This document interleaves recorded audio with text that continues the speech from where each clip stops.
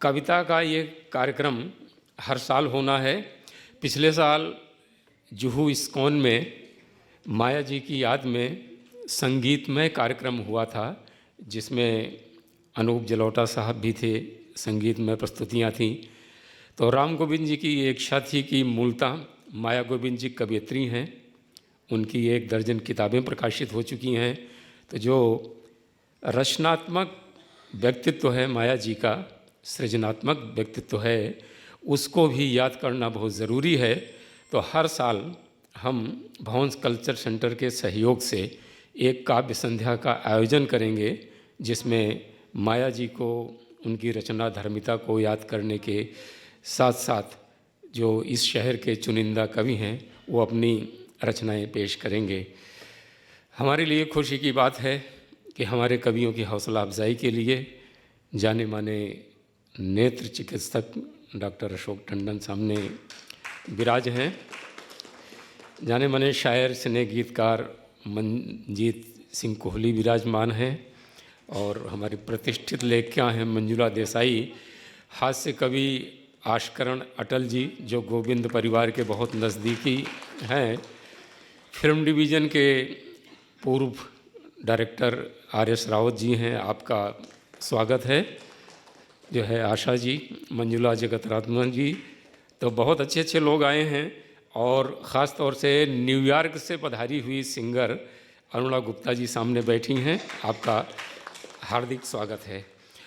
दोस्तों, थोड़ी देर पहले अभी अर्चना जौहरी और उनकी बेटी रतिका जौहरी से बात हो रही थी माया जी के व्यक्तित्व के ऊपर। आप माया जी का चेहरा देखिए, उस चेहरे में आपको एक रचनाकार, एक कलाकार और एक बहुत क्रिएटिव पर्सनालिटी के दर्शन होते हैं। आदरणीय कुलदीप जी, आपका हार्दिक स्वागत है। सीपी दीक्षित, आशा दीक्षित जी पारिवारिक मित्र हैं गोविंद परिवार के, आपका हार्दिक स्वागत है। बैठिए आप। थोड़ा 1 मिनट, रतिका जी की थोड़ा खिसक जाइए आप, चित्रा जी के साथ बैठ जाइए। प्रतिष्ठित कवयित्री चित्रा देसाई जी बैठी हैं, आपका स्वागत है। हाँ, ये ट्रस्टी के लिए 2 सीट छोड़ दीजिए, ये आ जाइए। हाँ, बस ठीक है, आपका स्वागत है दीक्षित जी।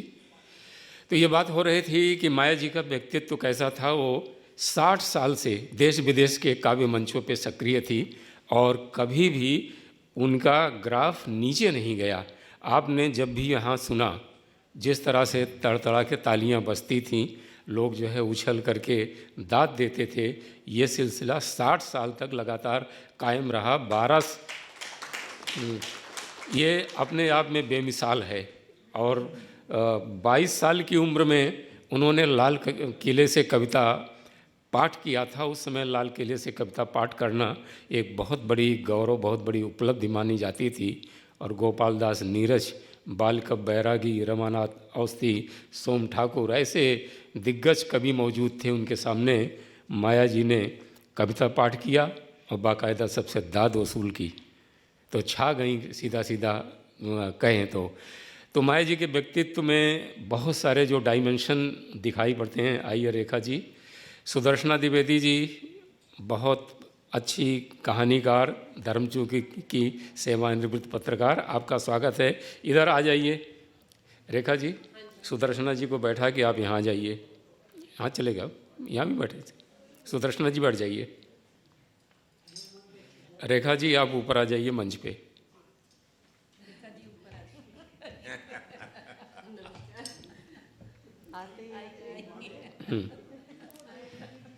शेखर अस्तित्व, हमारे आज के जो टीम के कवि हैं, कृपया मंच पे पधारे हो। आ जाइए शेखर।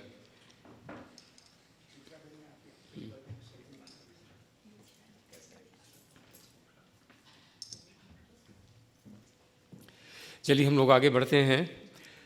तो माया जी जब मंच पे काव्य पाठ करती थीं, चाहे 1000 लोग हों, चाहे 10,000 लोग हों, चाहे 20,000 हो, वो जब पढ़ती थीं तो एकदम छा जाती थीं। इसलिए कि उन्होंने लखनऊ के भातखंडे संगीत विद्यालय से विशारद किया था, यानी संगीत की विधिवत शिक्षा ली थी, और विधिवत शिक्षा ली थी भरतनाट्यम की, और रंगमंच की अभिनेत्री थी। और गोविंद जी बैठे हैं। एक ज़माने में माया जी ने गोविंद जी के साथ काफ़ी नाटक किए, और उनको गोविंद जी को संगीत नाटक अकादमी अवार्ड से सम्मानित किया गया। तो ये जो अभिनय का, नृत्य का, संगीत का, ये जो मिला जुला व्यक्तित्व का था माया गोविंद का।